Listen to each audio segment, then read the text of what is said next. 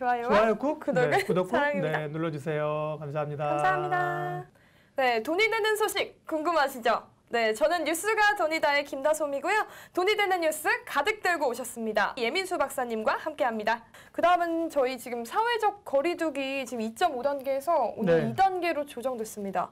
이거에 관련된 수혜주 얘기 한번 또 해볼까요? 어제까지 이제 2주간 2.5단계로 상향을 했었잖아요. 네. 그래서 어제 오후 2시에 정부가 이제 발표를 하는데 사실 이제 관계자들 주식 투자하시는 분들이나 혹은 이제 자영업자들도 영업을 못 하게 됐기 때문에 어제 어떤 발표를 할까 굉장히 그 관심을 가지고 봤는데 결국 2.5단계에서 2단계로 이제 하향. 낮춘 겁니다. 네. 하향한 건 다 알고 계실 거고요. 앞으로 이제 2주간 하게 됩니다.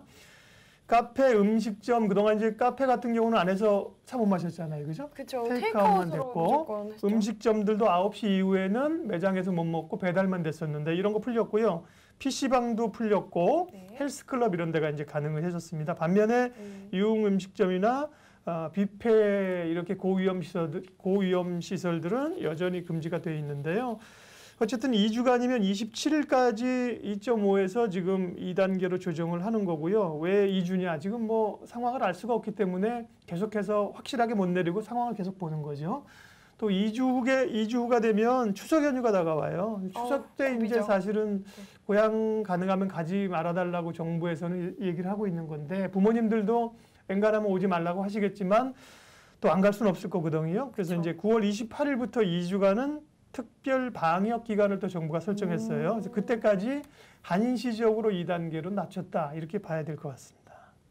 네, 그럼 한시적으로 2단계로 낮춘 상황에서 만약에 좀 높아질 수 있을 거란 우려가 또 나올 수 있는데 네.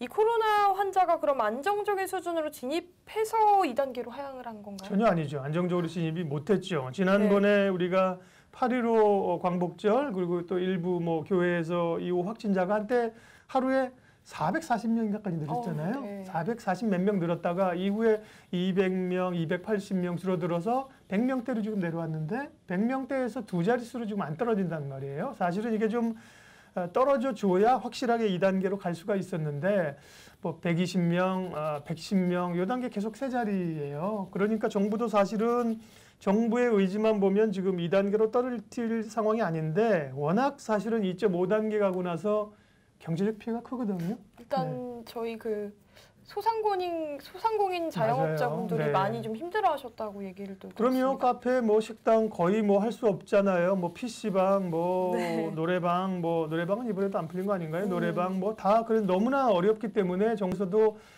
야, 안 내리자니 문제 있고 그렇다고 또 쉽게 내리자니 어렵기 때문에요. 일단 2주간 고육책으로 2.5단계로 내렸다고 보고요. 또 일정 부분 기존의 2.5단계를 유지하면서 2단계로 내렸잖아요. 그래서 한편에서 2.3단계다 이렇게 얘기까지 하면서 좀 고육지책이 있었어요. 그래서 앞으로 이걸 어떻게 2주 후면 사실 또 닥치거든요. 2주 후에 2단계로 가느냐 2.5단계로 다시 올리느냐 이게 또 새로운 고국민이기 때문에 정부도 이제 코로나19 장기화에 대응해서 새로운 규제를 마련하겠다고 지금 관련된 오늘 기사가 있었거든요. 네, 정부가 사회적 거리두기 3단계 체제 조정 작업에 착수했어요. 3단계라는 게 지금 1단계, 2단계, 3단계 있잖아요. 네. 그런데 1, 2, 3단계가 아닌 2.5 갔다가 2단계 오고 말은 뭐 2.3이라고 하니까 이거를 좀 차제에 좀 손을 볼 필요가 있겠다. 좀 더 촘촘하게 미리 좀 규정을 만들어 놓을 필요가 있겠다고 해서요. 예를 들면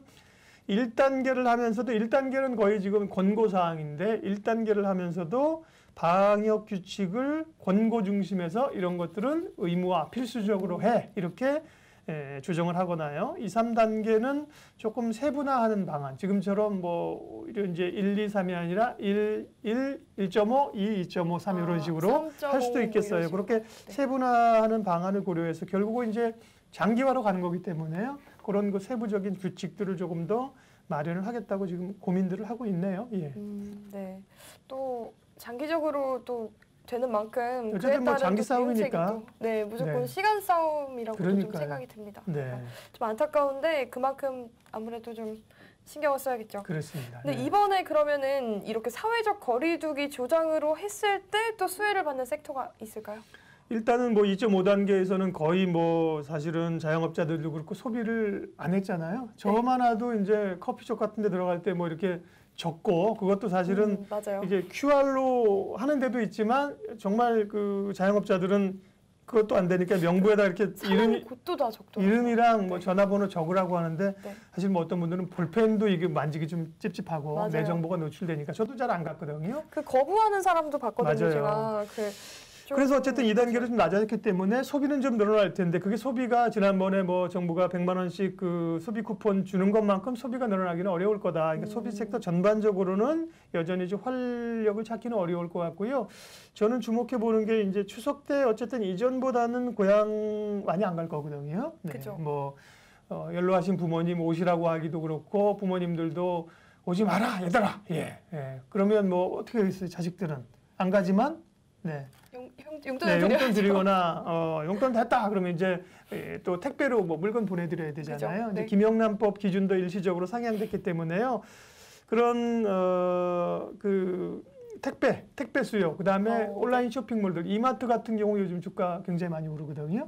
이마트라든지 온라인 쇼핑몰, 그다음에 그런 택배하면 택배 관련주는 뭐 기본적으로 우리가 대한통운 이런 거 있잖아요. 네, 그다음에 새벽 보생 업체, 이것도 이제 뭐 계속 지어소프트 이런 게 상장돼 있는 업체는 마켓컬리는 제일 유명하지만 비상장이니까 상장 업체 가운데는 지어소프트 자회사가 이제 오아시스 마켓이라는 걸 운영하고 있고요.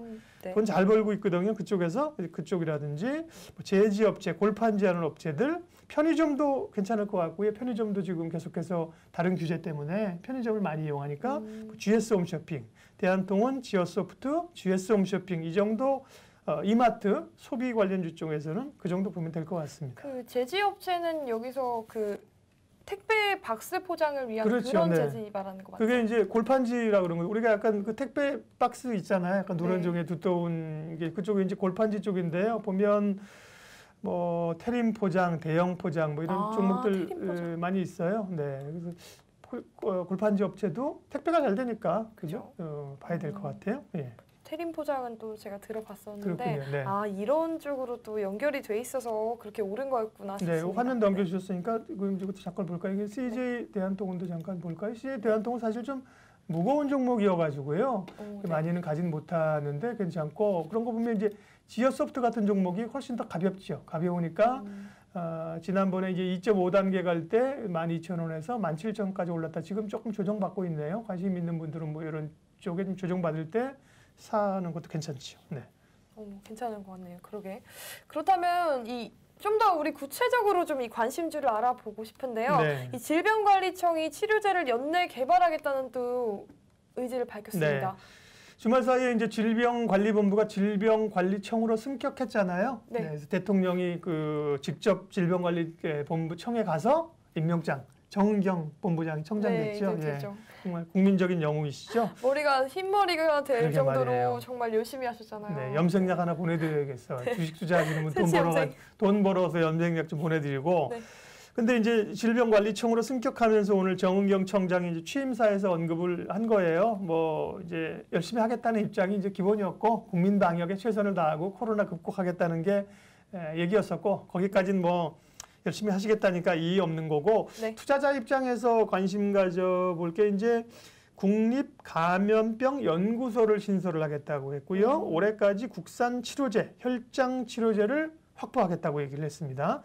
지난번에 한 일주일 정도 됐나요? 정부가 이 혈장 치료제 그 임상 2단계 들어가면서 상용화한다는 기사가 있어서 한 번 해프닝이 있었어요. 그래가지고 관련주가 급등했는데 그 다음날 그날 장 끝나고 나서 이게 상업용은 아니고 이제 시험용이다 이렇게 시험용. 정정을 하면서 정부에서 관련주들이 그 다음날 또 급락을 했거든요. 네. 그런데 어쨌든 치료제 크게 보면 이제 백신이랑 치료제가 있는 거예요. 네. 백신이랑 치료제 가운데 뭐가 더 중요해요? 저는 백신이 훨씬 더 중요해요. 근데 이제 치료제도 나오면 좋죠. 근데 치료제 쪽에서는 우리는 이제 코로나19 걸린 분들의 혈액 속에서 혈장을 채취해서 이제 치료제를 만드는 거거든요. 셀트리온이나 녹십자 같은 경우가 이제 대표적인 거고요. 네. 아까 말씀드린 것처럼 치료제 상용화한다 그랬다가 상용화가 아니라 그러면서 좀 급락했었거든요. 네. 셀트리온, 녹십자 이런 종목 주목해서 볼 필요 있고요. 백신은 보면 좀 늦어요. 이 기사에도 보면 혈장치료제, 국산치료제는 올 연말까지 하겠다고 했는데 백신은 내년까지 개발하는 것을 그것도 목표로 하겠다. 일단 확정은 아니고 일단 목표로 해서 어떻게 될지 모르니까 그때까지... 네. 불투명하다는 거죠. 근데 사실은 백신이 게임 체인저라고요. 말씀하신 것처럼 백신이 나와야 활동할 수 있는 거고 치료제는 어차피 이 걸리신 분들 치료하는 거니까 소수고요. 대다수가 이제 백신이 나와야 되는데 백신은 우리가 정말 세계 선두권에 있는지도 사실은 잘 모르겠고, 네, 그리고 종목들이 워낙 사실은 막 중구난방이고 여러 개가 많아가지고 저도 사실은 종목을 좀 언급하기가 좀 어려워요. 나중에 제가 좀 공부가 되게 되면 네. 그런 쪽 얘기를 하겠습니다만 백신 쪽은 이제 쉽지 않다. 그래서 아시는 종목 쪽으로 위험 관리 해가면서 가시는 게 좋을 것 같아요. 네, 그렇습니까? 좀 조심을 또 해야 될 게 한두 개가 아닌데. 그러게 말입니다. 네. 네. 그 와중에 또 거리 두기의 영향으로 이 간편 송금이 또 늘었다는 기사가 있는데 네. 이 결제 관련주는 또 어떨까요? 그러게요. 오늘 나온 기사 가운데 이제 그런 기사가 이제 있었던 거죠. 코로나19 거리두기 영향에 상반기에 간편 송금이 20%가 늘었다는 기사가 있었는데요. 간편 송금하는 데는 요즘 카카오페이 쓰시죠? 박사님도 카카오페이 하시죠? 네, 카카오뱅크 그다음에 네, 너무 카카오페이. 편해요. 네, 거기서 이제 카카오페이나. 서로 뭐 회비 같은 거 먹고 n분의 1 할 때, 네. 혹은 뭐 경조사 할 때 이제 카카오뱅크, 카카오페이로 보내잖아요. 토스라는 앱이 또 굉장히 요즘 인기를 끌고 토스. 있는데요. 카카오페이, 토스 등 간편 송금 서비스가 상반기 20.3% 늘었고요. 근데 이제 이 카카오페이, 카카오은행, 토스는 상장이 안 돼 있어요. 예, 그러니까 상장이 안 돼 있어요. 그러니까 이런 쪽에 관심 있는 분들은 그 비상장 거래되는 장외시장 가서 살 수 있는지 한번 보시면 좋을 것 같고요. 뭐 카카오페이나 카카오뱅크는 상장도 일정이 있거든요. 그런 네. 쪽에서는 카카오 주목해 보고요. 이 상장된 업체는 이제 말씀하신 것처럼 간편 결제 서비스하는 업체죠. 간편 네. 결제 서비스도 상반기에 12.1% 금액이 늘었습니다. 그러니까 뭐 대표적인 기업이 NHN 한국사이버결제, KG 이니시스, 다날 이런 종목인데요. 다날도 이번에 좀 많이 네, 여파가 컸다고 들었는데 다날 한번 예, 보셨어요? 그럴까요? 그 네. 한국사이버결제부터 볼게요. 네. 한국사이버결제는 75,000원 찍고 나서 조금 조정받은 이 일봉이고요. 오늘은 2% 정도 밀렸는데 저는 주로 이제 사실 주봉을 통해서 봅니다. 주봉을 보면 지난번에 제가 한번 좀 눈여겨보면서 제 방송에서 얘기했던 점들이 단기적으로 여기 한 2만 3만 원에서 네. 거의 5만 6천 원 가고 여기서 조정 한번 줬거든요. 이때 좀 사라고 제가 말씀드렸는데 그때 사신 분들은 다시 또 지금 7만 5천 원까지 올랐죠. 와, 장난 아니에요. 다시 조정인데요. 예, 네. 이때 뭐 좀 조정받을 때 역시나 지금 뭐 가는 쪽에 가니까 네. NHN 한국사이버결제 같은 거는 계속해서 관심 지금 가지셔도 되고요. 올라갈 가능성이 또 있나요? 사면? 네, 그건 누가 알겠어요. 용기를 가지고 지금 뭐 사야 되는 용기를 거죠. 가지고? 다날 말씀하셨죠? 다날 같은 경우도 보면 예, 휘황찬란합니다. 네, 꽤 올랐다가 지금 조정받고 있잖아요. 네. 다날도 이제 뭐 결제 관련주도 되고 여러 모멘텀들이 좀 있어서 저는 뭐 다날보다는 결제 관련주 쪽에 한국사이버결제나 뭐 KG 뭐 이니시스나 네. 예, 뭐 이런 쪽이 조금 더 나아 보입니다. 예. 네, 알겠습니다. 그러면은 정말 또 이렇게 또 알아봤는데, 네. 네, 이렇게 오늘 일단 이렇게 토픽 많이 알아봤는데, 네, 한 종목 더 있어요. 네, 한 제가 종목이 관련해서 제가 좀 얘기 말씀해드리고 네. 싶은 종목이 코로나 관련해서 주목할 만한 종목. 알서포트라는 종목인데요. 네. 지금 비대면 회의들이 굉장히 많이 늘어나잖아요. 비대면 화상 회의도 많이 늘어나고요. 네. 알서포트가 이제 그런 거 우리 원격 지금 컴퓨터 고장 나면 지금 AS 하러 오시나요? 전화로 하죠. 제가 여기서 네. 원격으로 조정할게요. 그러면서 자 그냥 보시오 하면 여기서 마우스가 막 돌아다니면서 하잖아요. 그 원격 질의를 하는 게 이제 알서프트고요. 화상 회의 그다음에 일본에서 매출이 굉장히 많이 늘어나고 있고요.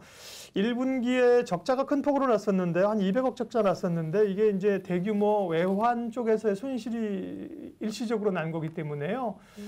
최근에 이제 2단계에서 2.5단계 간다고 하면서 주가가 여기서 보면 엄청나게 급등을 했어요. 그래서 저는 많이 올랐네요. 주봉으로 네. 보면 와. 그때가 이제 한 13,000원대에서 고점 23,000원까지 갔거든요. 지금 네. 조정 꽤 양호하게 지금 저는 잘 받고 있다고 보고요. 요즘 한 16,000원, 17,000원쯤에 관심 없거든요. 지금 사람들 좀 관심 떨어졌을 때 사 놓으시면 네. 좋은 결과가 있지 않을까 생각이 됩니다. 다시 한번 짚어주시면 네, 알소프트를 네. 사라. 네, 관심 가지고 네, 관심 한꺼번에 가지고. 한꺼번에 사지 마시고 살 때는 네. 항상 좀 나누어서 사고 팔 때도 좀 나누어서 팔고 네. 주식시장에서 진리라고 할 수 있는 게 별로 없는데요. 네. 뭐 진리가 별로 없어요. 근데 살 때도 나누어 사고 분할 매수 팔 때도 나누어 팔어라. 이거는 거의 진리에 가까운 투자 전략입니다. 네, 참고하십시오. 분할 매수, 분할 매도로 알소프트를 내일 한번 그럼 도전을 한번 해봐야 될 것 같습니다. 네. 네, 이렇게 오늘의 토픽 오늘 예민수 박사님과 함께 해봤는데요. 저희는 내일도 역시 이렇게 돈이 되는 소식 따끈하게 들고 올 테니까요. 많은 관심 앞으로도 좀 부탁드립니다. 네, 끝으로 네. 저희 좋아요와 좋아요 꾹 구독을 구독 꾹 사랑입니다. 눌러주세요. 감사합니다. 감사합니다.